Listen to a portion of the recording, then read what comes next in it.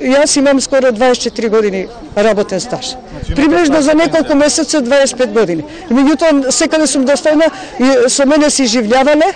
Виолета Календарова има 57 години.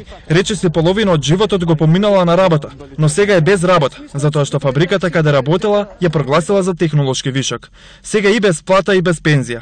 Виолета до пред 10 години имала 85 килограми, сега тежи само 51. Вели дека главната причина е маката да го прехрани семејството и трчањето по институциите од кој бара инвалидска пензија. Диагнози од трчање, од малтретирање, од секаде кај што сум одбиена. Ностоп кај сите министри секаде сум доставила. Нема пари за да купи ниту зеленчук, а уште поредко на нивната трпеза има месо. Таа е еден од многуте луѓе кои дојдоа денеска во центарот на Скопје за да земат оброк од невладината организација Вистински дела на љубезност.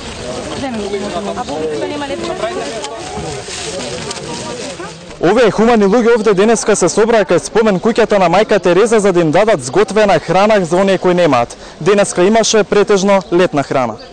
Секоја сабота напладне оваа организација им дели храна на бездомните и сиромашните.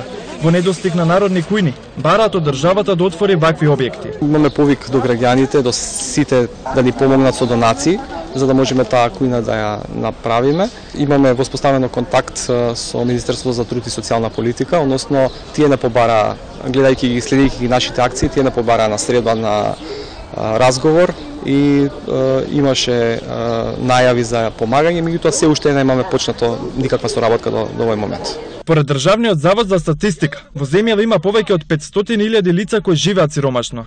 Секој втор жител не може да си дозволи секој втор ден на трпеза да има месо или риба.